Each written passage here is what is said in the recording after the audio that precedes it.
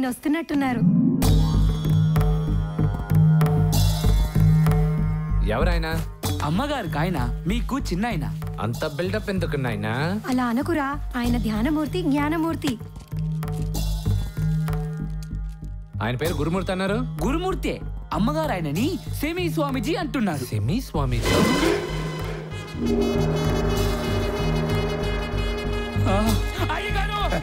లేనాయనా లే. మల్లీశ్వరి, ఎవరి బాబు? చిన్నప్పుడు ఇంటి నుంచి పారిపోయిన మన పిచ్చేశ్వర్. అవునా? మీ చిన్నన్నరా? అయ్యగారు ధ్యానమూర్తిలో ధోని లాంటి వారు. అవును, వారానికి 3 రోజులు ఈయన ఇల్లు వదిలి ఆశ్రమాల్లోనే ఉంటారు.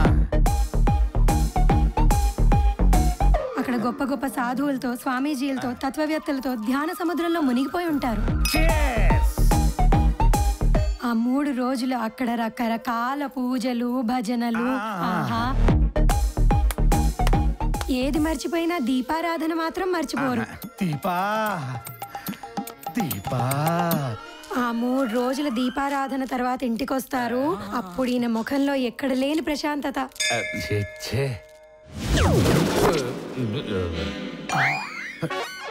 మీరందరూ లోపలికి వెళ్ళండి, నేను బాబుతో ఒకసారి మాట్లాడాలి.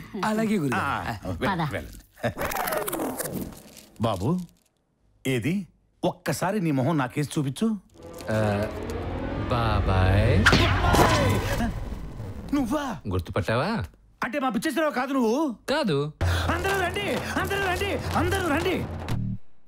మామయ్య గారు, మీరు కూడా వచ్చేయండి. ఏం బాబాయ్ అందరిని పిలుస్తున్నావు? నీ బండారం బయట పెడతామని. నా బండారం బయట పెట్టావంటే నీ గుడారం లేచిపోతంట. నేను దొంగని చెప్పావనుకో, నువ్వు దొంగ స్వామిజీ అని చెప్పి. నీ మాట నమ్ముతాడా? పబ్లో సీసీటీవీ ఫుటేజ్ సంవత్సరం వరకు ఉంటుందా? వచ్చారా? ఏం లేదు, బాబును చూసిన వెంటనే ఒక మంచి మాట గుర్తొచ్చి, అదే మనదని రాసుంటే. ఏది? మనదని రాసుంటే. మనదని రాసుంటే కాస్త అరిగో తరిగో తిరిగి మనదరికే చేరుతుంది. ఆహా ఆహా. ఇక వెళ్ళిరండి. అలాగేనండి. ఇది చెప్పడానికి మమ్మల్ని పిలిచావు? కొటేషన్ బాగుంది అనిపిస్తాను.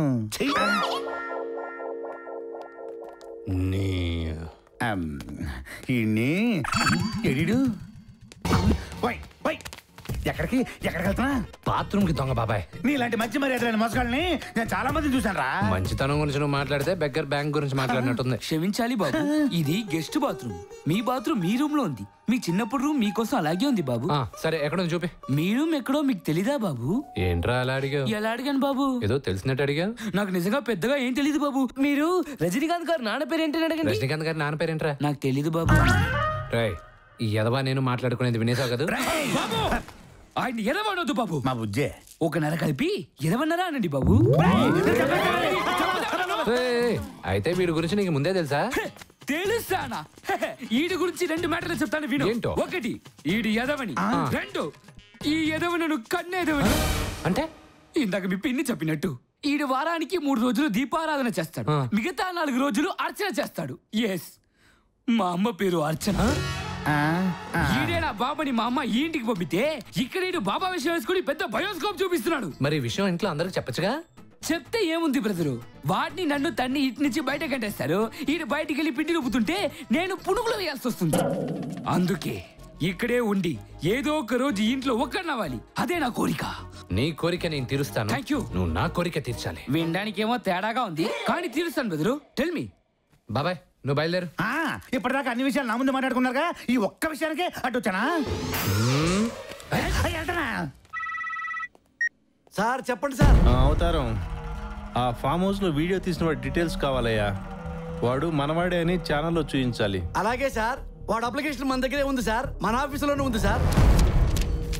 దొరికింది సార్. అది అర్జెంటుగా పంపించు. పంపిస్తాను సార్. కానీ సార్, ఆ వీడియో మన ఛానల్లో తప్ప అన్ని ఛానల్స్ లో వచ్చింది సార్. ఈ వ్యవహారంలో ఆ ఢిల్లీ గాడికి మీకు మధ్య గల్లీ వ్యవహారం జరిగిందని అంతా గుసగుసలాడుకుంటున్నారు సార్. కానీ సార్, నేనేమన్నానో తెలుసా? చిచ్చి, ఆ ఢిల్లీ గాడు దుష్టుడు, దుర్మార్గుడు, దరిద్రుడు. ఆ యదవతో మా గురువు గారు టైఅప్ అవటం ఏంటి, మ్యాచ్ ఫిక్సింగ్ చేయటం ఏంటి అని నేను మిమ్మల్ని బాగా కవర్ చేశాను సార్. ఆయన సంగతి ఎందుకయ్యా, ముందా కుర్రా డీటెయిల్స్ ఫ్యాక్స్ చెయ్యి. చెయ్యను సార్. మీరు నా టెస్ట్ లో ఫెయిల్ అయ్యారు సార్. మన మధ్య లేని 3వ వ్యక్తి గురించి వాడు వీడు గాడు అని తక్కువ చేసి మాట్లాడటం మన తెలుగువాడి మెంటాలిటీ సార్. కానీ మీరు ఆ కుక్కని ఆ పిచ్చికొక్కని ఆయన అని స్మూత్గా వెన్నపూస రాసినట్టు మాట్లాడుతున్నారంటే వాడికి మీకు సంబంధం ఉండి ఉండాలి, లేదా ఢిల్లీ గాడి మీ పక్కనే ఉండి ఉండాలి. ఈ అప్లికేషన్ ఇచ్చేస్తున్నా. రాయ్, వామ్మో! అది పంపకపోతే నీ కొంప తగలబెట్టి నిన్ను దసరా నుండి దీపావళి దాకా కొట్టి కొట్టి చంపుతా.